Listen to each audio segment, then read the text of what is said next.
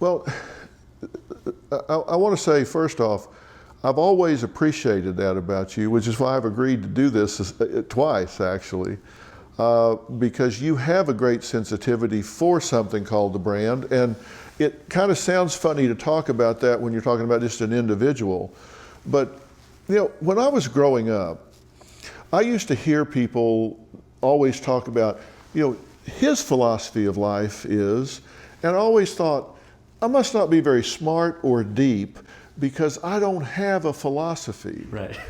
And then I realized as I went along, actually I do. I've just never named it. I've never declared it as that. I do have a philosophy. I've just never labeled it as such. And when I think about brand, I think about it's the philosophy of a company or an individual, and a lot of companies are personality driven. Dr. Phil is personality driven. And when I think about the brand, I'm somebody that believes in a defined product. I think you've got to pick a horse and ride it. And you can't ride two horses with one ass. So you got to pick something and commit, and you're going to ride that, and you're going to ride off a cliff, or you're going to ride across the finish line. But you got to pick something and commit to it and stay with it. Okay, you're about to learn how Dr. Phil built his incredible personal brand. But first, let me give you a couple pro tips about some of the things that I've learned along the way. First, building a personal brand, I think, is one of the most important things you can do. I've heard Warren Buffett say this too, like the most important investment you can make is the investment you make in yourself. So here are 3 pro tips. Number 1, decide what it's for. The what it's for answer or statement is really about defining what's the point, what's the purpose, why should we do this in the first place? It might be a specific goal or an objective you have in mind. For example, if you're building a personal brand, a good place to start might be like, how can I establish myself as an expert in my space, a pro in my field? I'm a writer, director, producer. My goal in doing this would be to establish myself as an expert in my category. Number 2, who it's for. The who it's for statement goes way beyond typical demographics, which are usually like gender, age, geography. That's not really what I'm talking about. It's really about figuring out who your audience is, the stories that they tell themselves, the things that they believe, and really find that right audience. Sometimes it takes a little bit of trial and error, but it might also start by first figuring out an interesting problem to solve, and then the people who want that solved, and then try to serve them. That's your audience. The last thing is about defining what a brand is. So a lot of people think a brand is your logo. A brand is not your logo. Your logo is a mark that can be identified with your brand, but it's not your brand. And some people think the brand is a product or service. Like, I'm going to go buy the Nike brand, or I'm going to go buy the Louis Vuitton brand. But your brand is not your product or service either. And lastly, some advertisers think that your brand is sort of a sum total of all the impressions that you do with advertising. And your brand is not about advertising or impressions either. Although, all of that can help with discovery or with awareness. Your brand is really the experience that people have at each touch point. The experience that they have with your brand is how they feel about your brand. And so a brand is really what other people think about you. Their individual experiences with your product or your service, or if it's a personal brand, with you in person. So you could have 5 clients and have 5 different brand impressions, or 1 million different clients and 1 million different interpretations of what your brand is. Let's look at someone like Joe Rogan. Joe Rogan's brand, to the UFC audience is he's a UFC fighter. Or to the people on his podcast, he's a podcaster. Or to his stand-up people, he's a stand-up guy. And so maybe he has 3 different, interpretations to his different audiences, and that's okay. Your brand is what other people think about you. So it's really up to you to define what that brand is and live your brand. The more you can walk the talk and deliver on these promises and actually be what you say your brand is, the more that I think that will resonate with people and be consistent and aligned. All right, with that, now let's hear Dr. Phil. Here we go. We were just sitting back, chopping it up, reminiscing about the good old days and all that, tracking my roots, where I came from. I'm Dr. Phil McGraw, and you're watching Behind the Brand with Bryan Elliott. So this show's called Behind the Brand. I'm sort of the brand guy. I like to talk about brands and stories. I want to ask you what you think your definition of brand is, and then tell me what you think the Dr. Phil brand is. So the Dr. Phil brand, to me, has always been, number one, very commonsensical. Because I know a lot of 75-cent words, I just try not to use them. I can talk to you about your schizophrenic mother and all that, but that may impress my colleagues, but the average viewer's like, what are you talking about? Yeah. So I try to be very commonsensical and talk about things that matter to people who care.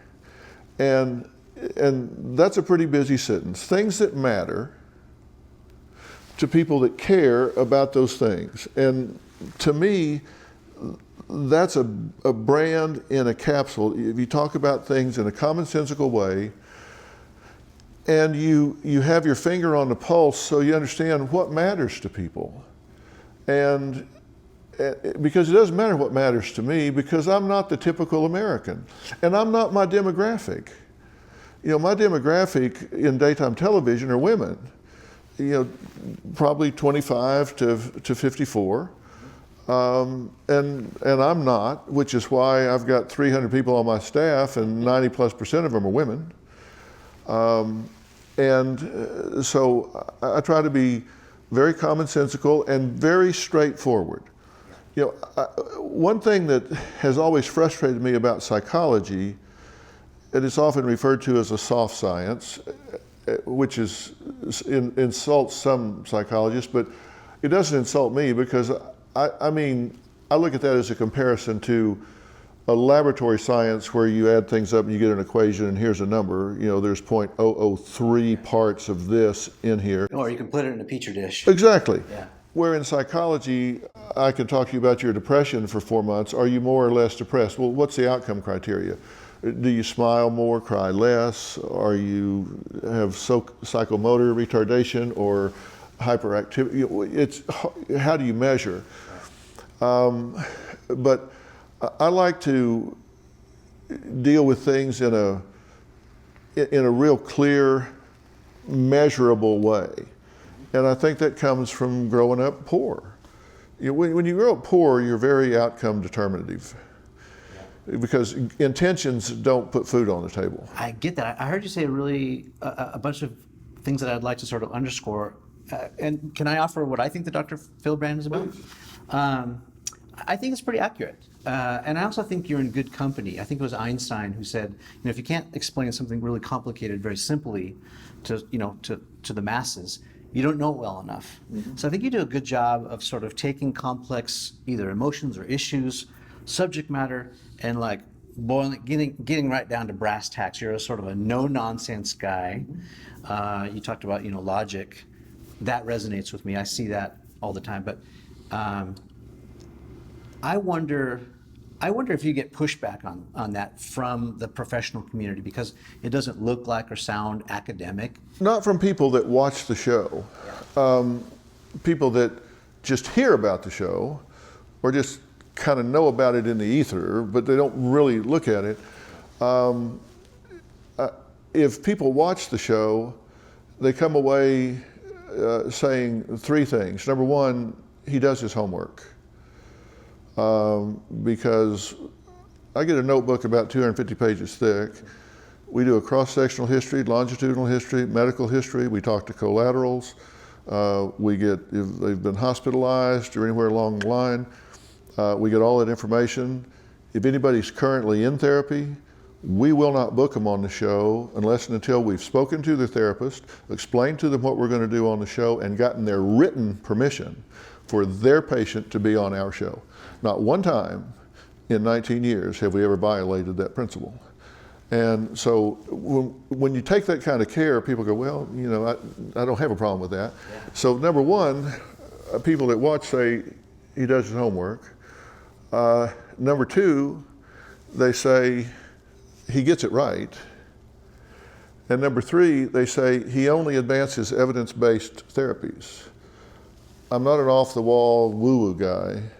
If I'm talking about OCD, there are certain evidence-based therapies that are empirically supported as efficacious for that disorder, and those are the only therapies that we talk about. Now, I may have a kind of from the hip delivery, maybe a folksy sort of colloquial laced way of expressing it. And you can crack the whip too. Sometimes, you're... You're damn right. And I can also crack a joke. But at the end of the equation, what I'm recommending is empirically supported in the psychological and psychiatric literature. Yeah. And I don't diagnose people. And I say very clearly, I can't diagnose you here. I would have to complete a lot more interview than I have time to do. I would have to do a battery of psychometric tests. I'd probably have to do a brain workup and some lab work, and I can't do that here. Now, on the short list of my considerations, if I was doing it, might be the following. But these are things you're going to check out when you leave here. And so they look at that and say, you know what? I think this guy's checking all the boxes. I mean, we were just sitting back, chopping it up, reminiscing about the good old days and all that. Tracking my roots, where I came from and where I'm going.